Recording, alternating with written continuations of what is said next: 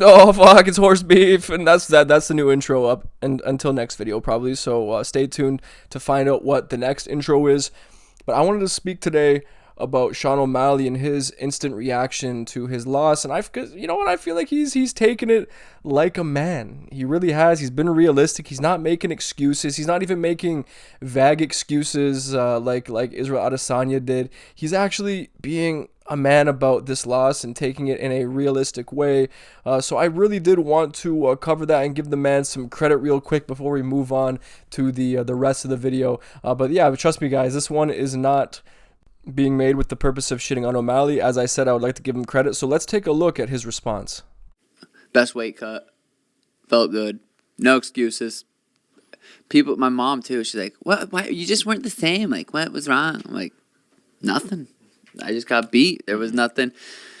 Everyone keeps asking me that. Like, "Well, something seemed off. Something seemed different. You're flat-footed." It's like there was nothing. Zero excuses.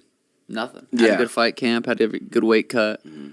Now that is the way to take a loss. Now, of course, it remains to be seen how he takes the loss as time goes on. But as far as I'm concerned, that's about as well as Sean O'Malley could take a loss. I think it's beautiful.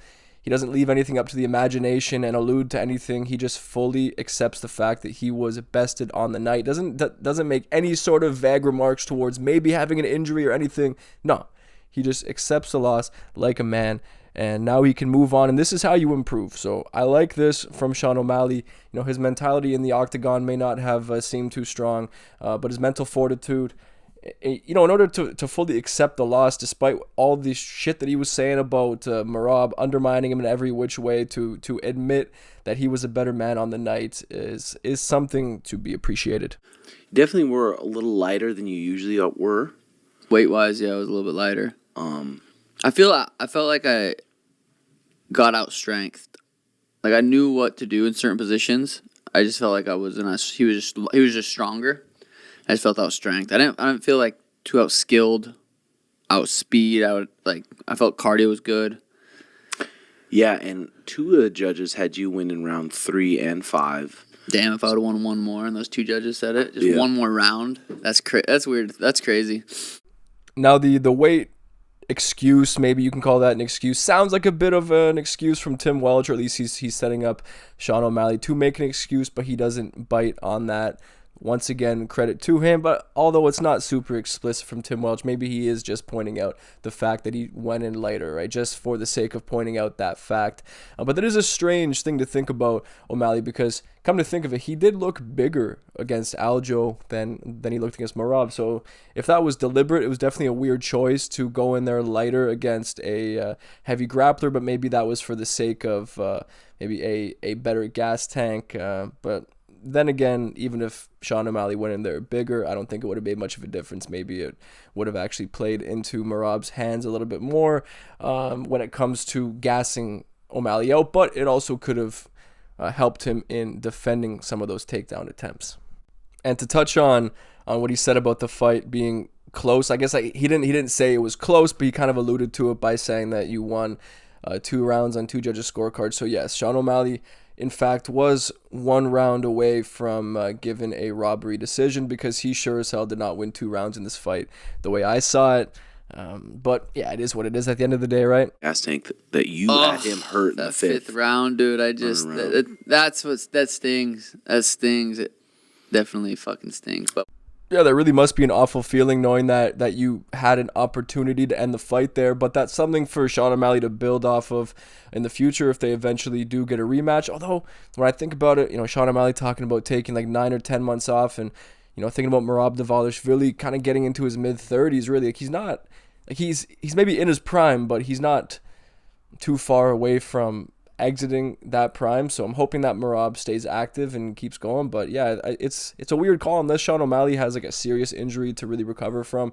It's definitely a weird decision to take 10 months off of your prime years, but then again, maybe it is for the best. Like, oh my God, people are feeling so bad. It's like, oh my God, he's still living his dream. Got kneed in the thigh a few times for millions of dollars. Like, life sucks. Yeah, no, it definitely could be worse. It's weird. And then we run into a bit of a cope there from Tim Welch. Oh, you got kneed in the thighs for a few $1 million. Yeah, you know, at the end of the day, Merab did a lot more than knee him in the thigh and just dominated the entire fight. But if that's what you want to boil it down to, Tim Welch, you know, of course, the douchiest coach in MMA history will have the douchiest take on the fight. But of course, he's just coping with the fight however he sees fit. So that's perfectly fine. I myself don't know what it's like to lose on such a big occasion. So obviously, I can't really say with great confidence how you should or should not take a situation like this. But because for the most part, they've taken it well. But also, like, what other option do you really have, right? You're going to be clowned either way, but you'll be clowned to a much greater degree if you act like a sore loser. So I would say he's playing his cards right at the moment.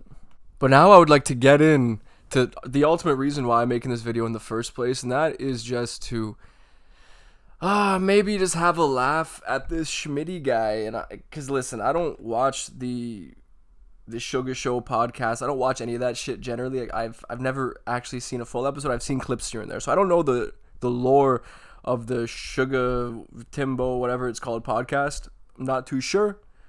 But if you guys know who this Schmidt guy is, maybe you can give me like a little background and maybe shed some light on why this particular person is acting in such a way. But yeah, we need to take a look at this real quick. Before he made it a big deal about who all was going, he looks at me, oh, I can only get Riley, Ryan, Bebo, and Dom. And then he looks at me like this and laughs. No, I'm just kidding. You can go. And then it was made a big deal all week about for the after party. Yeah, for the after party. And guess what, Jobins? I don't give a fuck about the after party. The thing that I fucking care about is I want to be with these boys because I'm part of the team. I don't care if it's up in the after room or if it's in the nightclub. And there was a whole bunch of people that were all together, and no one said, "Where's Schmitty?" Based on this alone, the real reason why he wasn't invited to the club or let into the club or whatever, honestly, like this is some infantile shit in the first place. Like, the club really were that upset. You're in your late 20s, mid 30s. You know, if I was to guess what your age is, I would guess it's within that range. So to be whining, right, with that spoiled child tone in your voice about not being invited to the club after your boy just lost one of the biggest fights of his entire career. Actually, no, not one of the biggest fights, the biggest fight of his entire career, and you want to make it about yourself. Wow, I can't wrap my head around this, man. And honestly, the fact that they left this part in the podcast, I think, speaks volumes to how they feel about this Schmidt guy when you get down to it, because you've humiliated your buddy by uploading this on the internet, because this is a terrible look for anybody, especially a grown man. Holy shit. I walked 30 minutes back to the arena where I'm passing the Georgians talking shit. Luckily, I had some fans wanting to take photos, but that was weird. And then, so I don't know what to do. I text both of you guys saying I love you guys. So that could. You didn't text me after the fight? I love you. After the fight. I'll show it right now. Now, as somebody who has dealt with crazy ex-girlfriend behavior, this is giving me some serious flashbacks, and I'm going through an episode of PTSD as we speak because, god damn it, this dude sounds like a woman scorned right now. It's just crazy. The level of self-awareness is unfathomable. And then I could have implemented a text from you saying, "Hey, come up, Schmidt." No. I told him and Bebo. But I had probably over 50 texts. That's why I wasn't gonna bother you. No. And then Bebo said, "Hey, we're outside the club." I'm like, "Oh, okay, yep." Now I remember. I got a lot of shit on my mind. Like, hey, go grab Bebo. Like, look at him just squirm around in his seat, acting like a child who was just told no by his parents for the first time. Like, what am I witnessing right now? Is this the behavior of a grown man? I'm confused. And I said it to him too. And I texted him a thumbs up in Snapchat. He didn't open it, and he still posted Snap stories all night. You're still posting Snapchats all night, dude. Why the fuck are you even using Snapchat at your age? What the fuck? Not one fucking thought was made about me, and I fucking made the press conference fucking massive. Right now, I don't know what part he had to play in making the press conference massive, but I guess we're just supposed to take his word for that one. But yeah, here comes the real meat and potatoes. I fucking went to Merab and Aljo to their face and backed up my shit talk, and I said "fuck you" to their face. And their Georgians followed me back to the fucking hotel. I could have got my ass beat. You see, Schmitty, backing up your trash talk would be not saying "fuck you" like a little bitch to their face while you have the protection of Sean O'Malley and his entire team, right? I can only assume that you said it with their protection around you. Yeah, that's not exactly what backing up your shit talk is, and maybe by the sounds of it, the Georgian fans should have beat your ass just a little bit because man, you just whine like a little bitch, and this is kind of confirmation to me that Sean O'Malley's team are just filled with a bunch of douchebags. Because why are you doing that in the first place? God damn it, man. These people are just a bunch of infants, a bunch of grown infants. I told you and Bebo. Multiple times I told you and Bebo. Bebo ghost everybody. Let me ask you this, Schmidt. So in your mind, I'm waiting. No. I'm waiting for a message. No, I know. And there you have an example of a grown man crossing his arms and pouting like a child who has just been told to go on timeout by his mommy. And then I'm sitting there and I'm going, I don't know what everyone's doing. And you're not gonna send a text? And there's the group sluts. The group sluts are there. They're not part of any of this. So.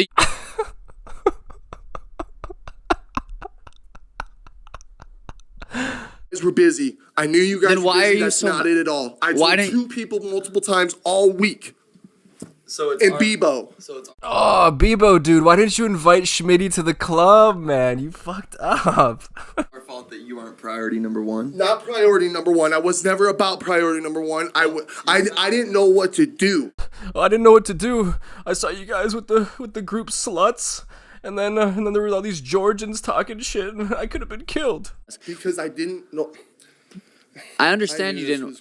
I knew it was going to somehow be turned around on me, and that's even shittier. No. He says this after making the entire situation about himself and crying about not being invited to the club. Now I'm starting to understand how Sean O'Malley can have such a weak mentality as a fighter, because you're surrounded by a bunch of sissy men, to be completely honest with you. And yeah, this is extremely telling.